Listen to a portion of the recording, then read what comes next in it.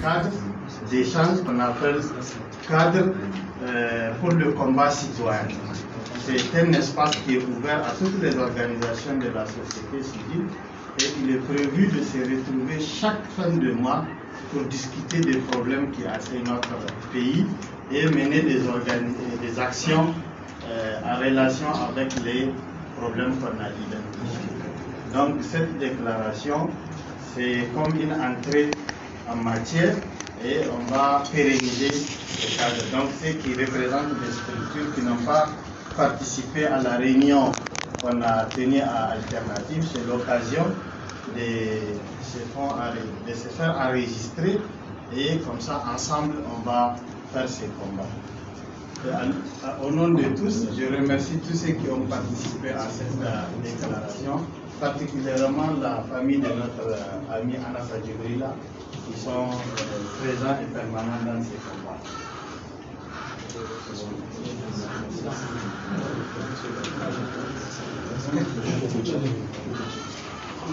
Voilà, donc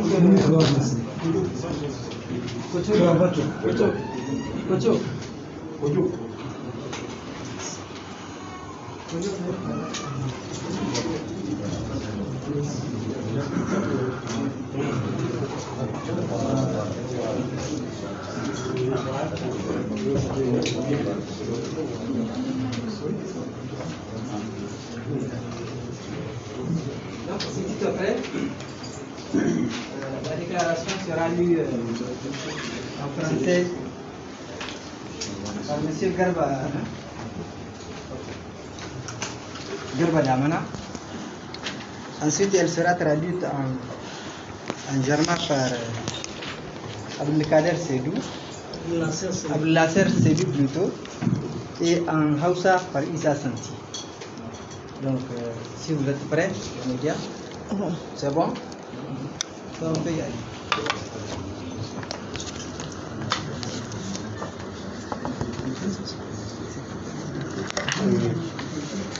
Déclaration des organisations et acteurs de la société civile nigérienne sur la situation socio-politique, sécuritaire et les arrestations arbitraires au Niger. Les organisations et acteurs de la société civile nigérienne, profondément attachés à l'état de droit, à la démocratie et très soucieux du respect strict des droits et libertés des citoyens, signataires de la présente déclaration sur la situation socio-politique, sécuritaire et les arrestations arbitraires au Niger, décident de rompre avec le silence et dénoncer sans réserve le chaos indescriptible dans lequel se trouve notre pays. En effet, depuis quelques années, les acteurs de la société civile sont pris pour cible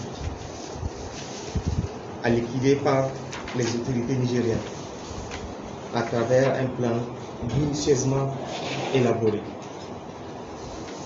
qui vise au fond,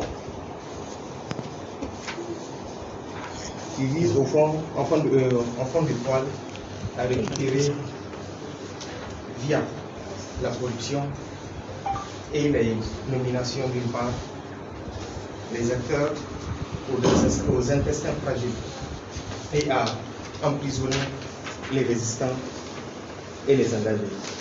Malheureusement, pour les concepteurs de ce plan satanique, cette stratégie est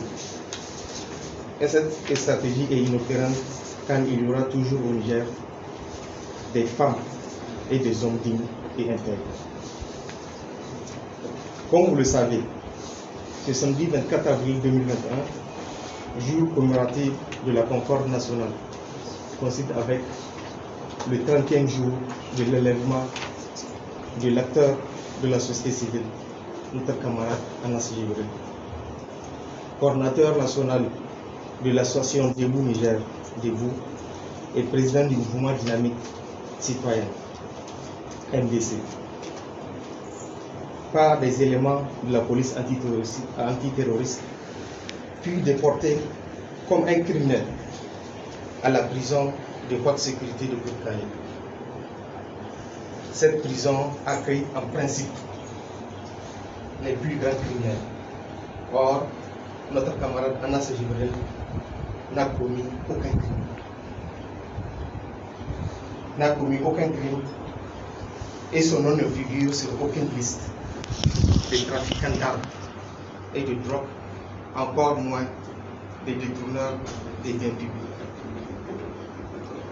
Malgré son état de santé très dégradé, notre camarade Anas Jibril est privé de toute visite et de toute communication avec les membres de sa famille, juste pour avoir à appeler la population à une manifestation virtuelle non suivie de tout. Pourtant, la Commission nationale des droits de l'homme, la CNDH, a été saisie par une plainte sur les conditions inhumaines et humiliantes de sa détention. À l'instar des cas d'Anas Jibril, plus de 400 Nigériens, dont en majorité des jeunes et des femmes, propissent arbitrairement dans les différentes prisons du pays pour délit d'opinion. Nous sommes solidaires aux prisonniers politiques arbitrairement détenus. Au plan sécuritaire, nous constatons avec amertume la dégradation continue du climat sécuritaire, principalement dans les régions de Difa, Telabiri, Tawa et sur l'axe Agadez-Diko, avec des enlèvements de personnes et attaques meurtrières qui affectent les populations civiles. Les récentes attaques meurtrières terroristes remontent à celles de Zamoudare, Bani Bongo et Tumbongo dans la région de Tel Aviv. Ces attaques renouvelées provoquent malheureusement des mouvements massifs de population, le pillage et extorsion de leurs biens sur la base de la zakat. Ces attaques renouvelées provoquent malheureusement, comme nous venons de le dire, des mouvements massifs de population.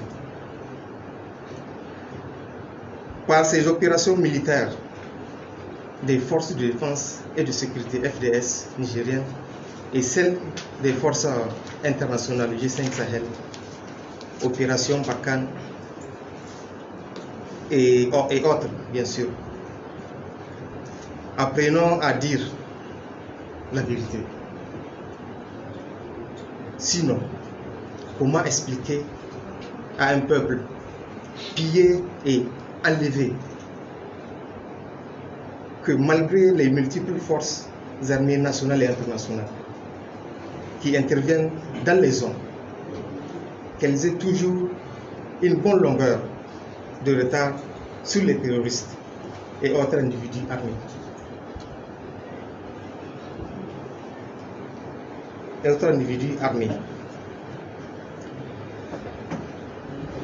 C'est terrible. C'est terrible.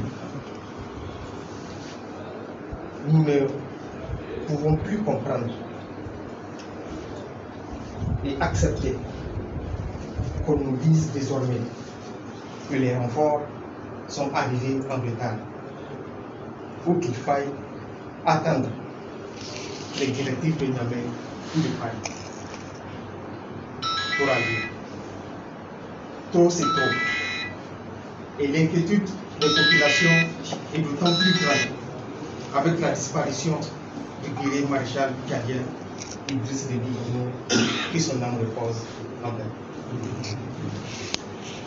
Aujourd'hui, aucun citoyen ne saura accepter cette façon d'agir du pouvoir, et s'il ne prend garde à cause de certains intérêts égoïstes,